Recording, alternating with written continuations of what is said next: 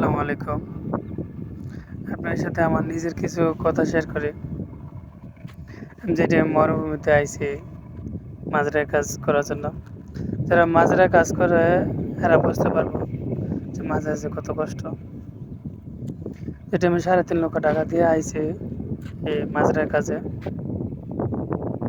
আপনার ৩.৫ লক্ষ টাকা লাগছে আমার আসতে।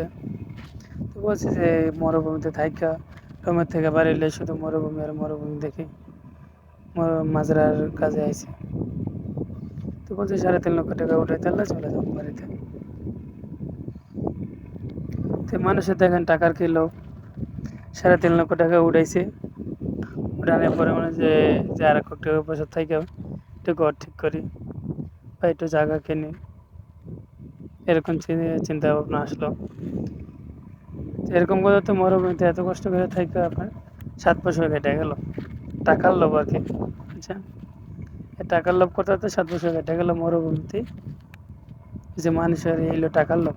মানুষ সবাই আইসা বলে যে টাকা উঠাতে পারলে জামগা কষ্ট। নতুন অবস্থা সবারই আসলে কষ্ট হয় বিদেশে আসলে। কেউ বলতে পারবে না নতুন অবস্থায় ভালো পজিশনে করতে পারছে। 6 মাস 1 বছর কেউ 2 বছর লাগে আপনার হইতে, কাজে সেটেল হইতে। তো নতুন অবস্থায় কেউ আইসে সাকসেস হতে পারে না সহজে। তো আমার হলো এই অবস্থা, মরুভূমিতে আইসা খুব কষ্ট হয়েছে নতুন অবস্থায়। তো এখন আলহামদুলিল্লাহ সহ্য হয়ে গেছে আপনার, করতে করতে ধৈর্য হয়ে গেছে মরুভূমিতে থাকতে থাকতে।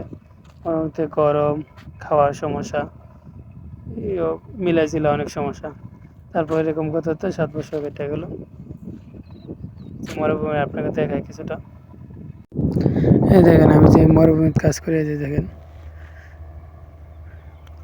দেখেন আশপাশে কোনো মাজরা নাই। দেখেন এই যে এটা হলো আমার মাজরা। দেখেন যেমন দেখায় যে ঘাসের মাজরা আমি আছি, বারসিম বলে, বারসিমের মাঝে আছি আর কি।